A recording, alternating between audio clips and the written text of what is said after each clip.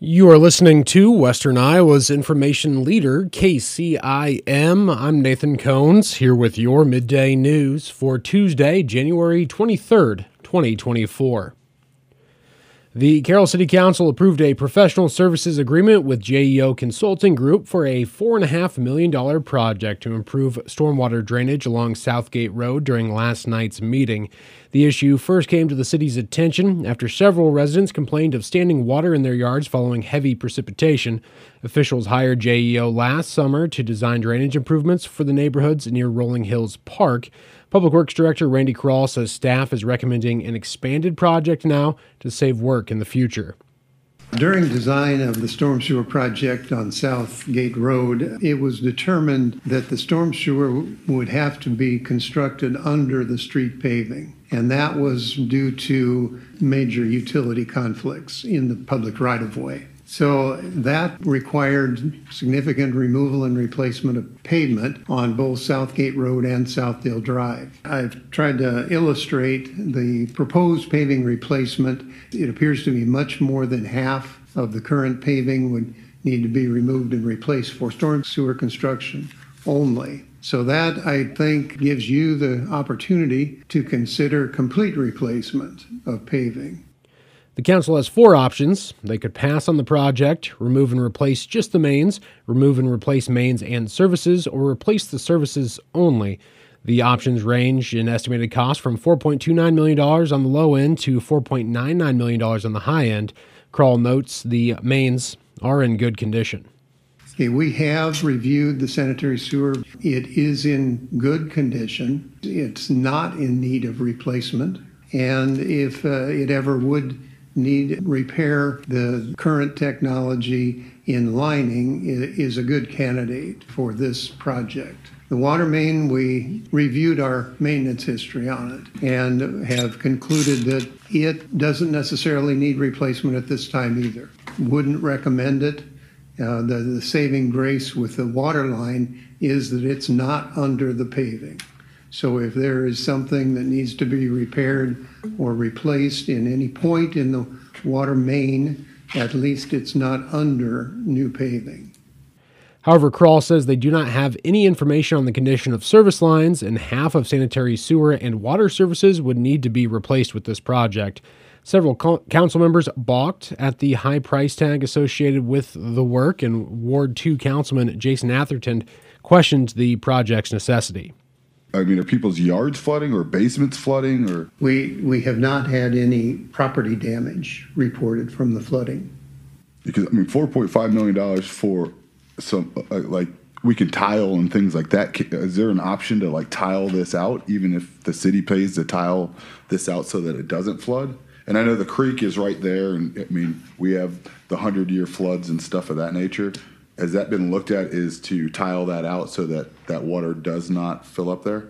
Well, that's what this project does. It takes a 48-inch pipe to tile this one out to handle that flood water. According to Krall, 4 properties have noted standing water during heavy rain, but the project would service a much larger area. City Manager Aaron Koiker says the storm sewer replacement is about more than just those flooding properties. It's our responsibility to get the water from our streets to the Raccoon River.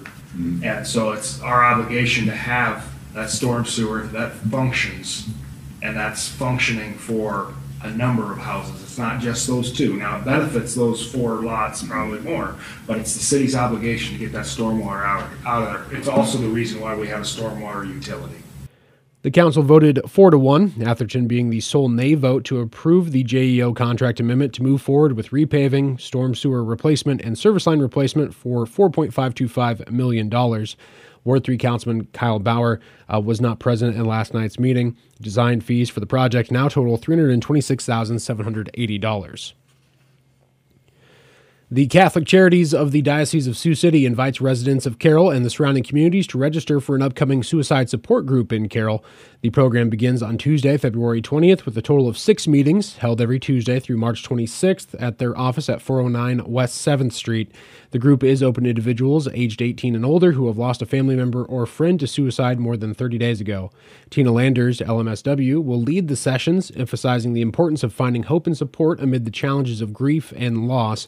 Meetings will be held between 5:15 p.m. and 6:45 p.m. on those evenings. Space is limited, and those interested in joining the suicide support group or seeking guidance from a therapist can contact 712-792-9597 or email info@cath, C-A-T-H, CHAR, short for Catholic Charities.com. That email address included with this story online as well. Catholic Charities of the Diocese of Sioux City offers services to people of all faiths and backgrounds, and participants do not need to be members of a local parish to participate. And the Iowa High School Baseball Coaches Association recently recognized Carroll's Merchants Park for having one of the state's nicest ballparks. During their annual Hall of Fame banquet in Cedar Rapids, the association presented the City of Carroll 2 awards, the 2023 Diamond of the Year and the 2023 West District Diamond of the Year. Mayor Jerry Fleshner says fields of Merchants Park's caliber do not happen by accident. This is Carroll's third time winning the awards and first time since 2012. This award puts Carroll Merchants Park into a league with only 2 other past winners that have also won the award 3 times. That's Coon Rapids, Baird, and Linmar. These awards are not possible without Scott Parcher. Scott won the 2023 T. Ray Frame Award. That's Park Maintenance Award through Iowa Parks and Recreation Association. And he's been working on this ball field since 1980. And even after his retirement, which was in 2018, Scott has continued to work on Merchants Park as a part-time caretaker. While Parcher is the man most fans associate with Merchants Park, Fleshner says there's a team of people working with him to ensure the field is in tip-top shape for every game played on its turf. So along with Scott, there are many other duties and work that has been put in by Tom Weber, Park Superintendent, and his crew, Mike Heidoff, Mike Mertis, and Tyler Schultes. We're very proud of our Parks Department's hard work and dedication, and all play a role in why Merchants Park is the 2023 Diamond of the Year. Officials also thanked Parks and Recreation Director Chad Tiemeyer for his oversight of the park and his work spearheading the city's efforts to secure funding for the proposed Merchants Park improvements and renovation project, which includes dugout reconstruction, new bleachers, protective netting, lighting, and a revamped press box. This summer marks the final season of the Iowa High School Athletic Association's contract with the City of Carroll to host the 1A and 2A state baseball tournaments at Merchants Park, but city officials are optimistic the association will extend that contract for several more years. Negotiations with the association are expected to begin after the winter sports seasons conclude. And we do need to step away here for just a moment. We'll be right back. More news on the way after this on KCIM. Hi, this is Dr. Rick Godding. Join me here on KCIM at 10 o'clock on Sunday mornings where I talk about orthopedics and whatever else really comes to mind. We have a good time on the show and we would like to invite you to join us. Listen this Sunday morning at 10 a.m. right here on KCIM for the St. Anthony Hospital Orthopedics Show with Dr. Rick Godding. For more information about St. Anthony Orthopedics, go to stanthonyhospital.org or call 794-5536. Trust Lens Insurance and Grinnell Mutual to offer you affordable insurance options. Like everything else, insurance costs are increasing, but we have options that don't break the bank. We'll protect your future and your wallet with specialized, affordable coverage. We'll make sure you're covered so you can trust in tomorrow. Contact Lens Insurance, your local Grinnell Mutual agent at 792-1700 or find us online at lensre.com.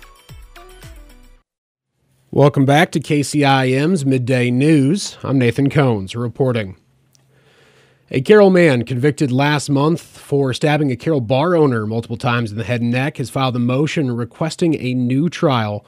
42-year-old John Michael Hansen was found guilty of willful injury causing serious injury, a Class C felony, on December 18th following a bench trial held in November. The judge found Hansen guilty of stabbing Ben Bading 4 times during the early morning hours of August 27th outside Kirp's Tavern in the 200 block of East 5th Street. Bading was airlifted to a Des Moines hospital with life-threatening injuries after the assault. He's since made a near-full recovery but was left with permanent scarring from that attack. According to Hansen's motion, he's seeking a new trial on the grounds the court did not adequately consider his own testimony due to its apparent self-serving nature, alleged inconsistencies in witness testimony, and a failure by the court to satisfy elements of specific intent due to intoxication as required by law. That motion was filed Monday, and the court has yet to rule on it. Hansen's sentencing hearing is scheduled for January 29th. He faces up to 10 years in prison and $10,000 in fines. A state expert says the snow this month is going to be a help after months of drought. Iowa DNR hydrologist Tim Hall says there are some indications melting snow will provide some benefits for depleted soil moisture. The numbers I've seen are suggesting that the frost is not particularly deep in the state because the really cold weather we just came through happened after we had a pretty decent snow cover on the ground, which tends to insulate the soil a little bit. Hall says the ground is often frozen in January and there isn't any seeping into the subsoil. So if we were to have a rapid melt-off, most of the snow would end up in runoff off the top of the ground. So that's not the best for soil moisture replenishment. Hall says the snowmelt will be beneficial one way or another. That moisture is going to go somewhere. And right now, whether it goes into the soil or goes into the streams, either one is a good thing for the state of Iowa. Snow runoff will help bring the water levels back up in rivers, streams, and the lakes. Those communities that are working hard to keep up with their water demand, this will be helpful. Now, it's still the time of the year when there isn't a lot of water demand, so we'll just keep sticking water into the system, and hopefully we can save it up till the growing season next year. Hall says there could be some flooding if the snow melts rapidly, but he says the drought has created a lot of capacity in lakes and rivers.